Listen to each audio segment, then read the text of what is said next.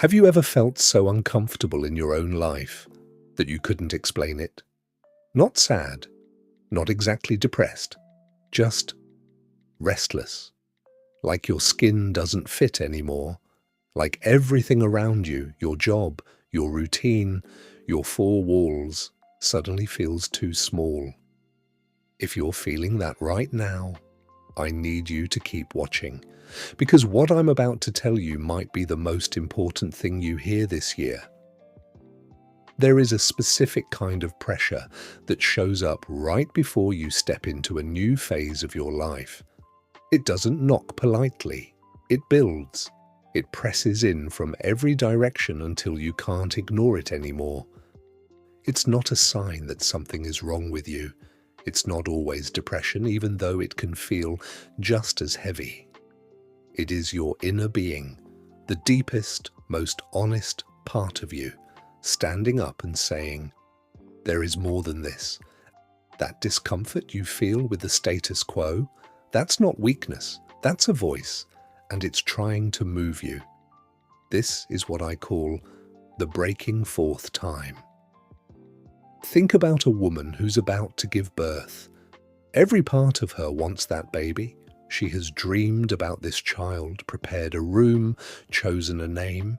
She wants the new life she's carrying more than almost anything in this world. But wanting it isn't enough. Before that new life can enter the world, she has to travail.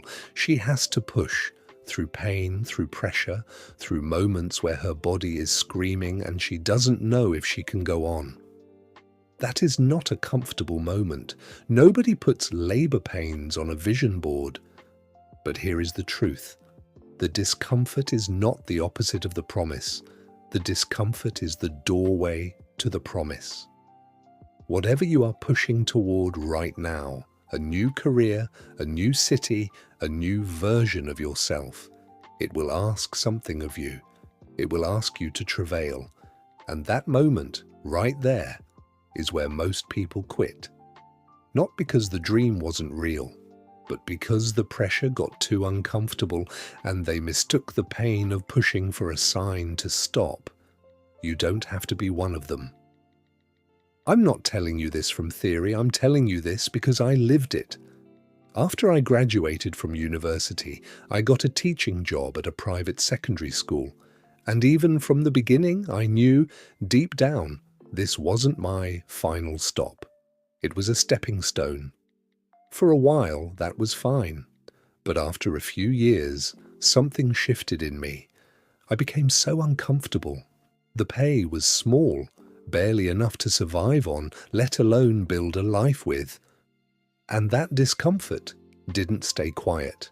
It showed up in nights of crying, in prayers that felt more like pleading.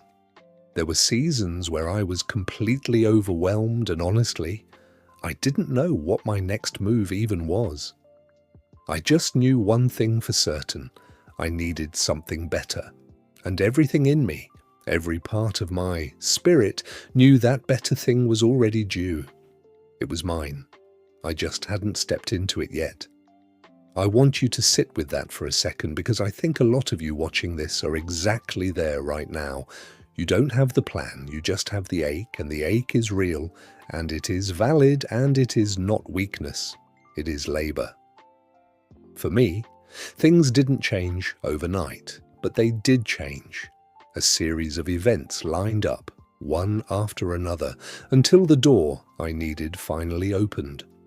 I was able to resign from that job, and I went on to acquire a new skill, one that genuinely changed the trajectory of my life. Looking back now, I can see it clearly. Those years of discomfort weren't punishment. They were pressure. They were preparing me to push.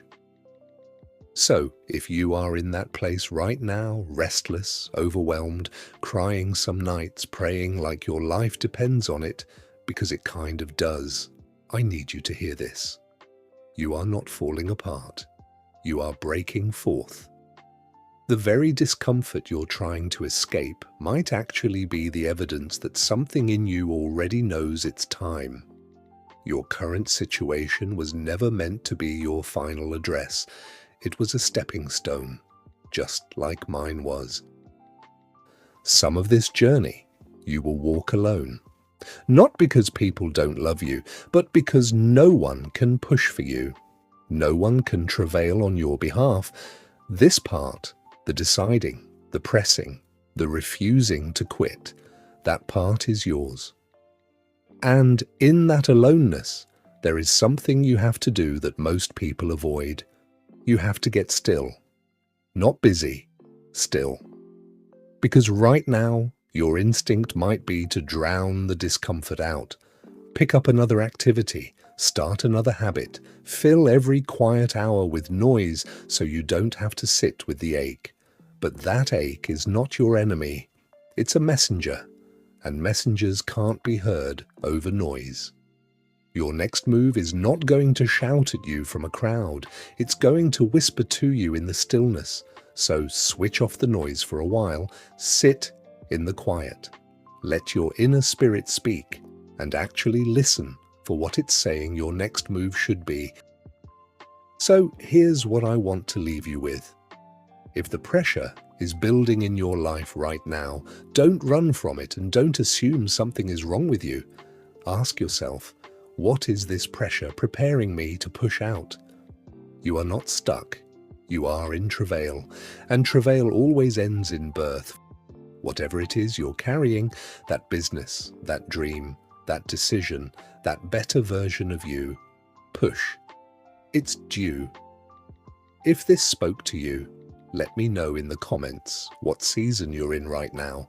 And if you know someone who's in their own pushing room today, send them this video. They might need it more than you know. Subscribe for more. I'll see you in the next one.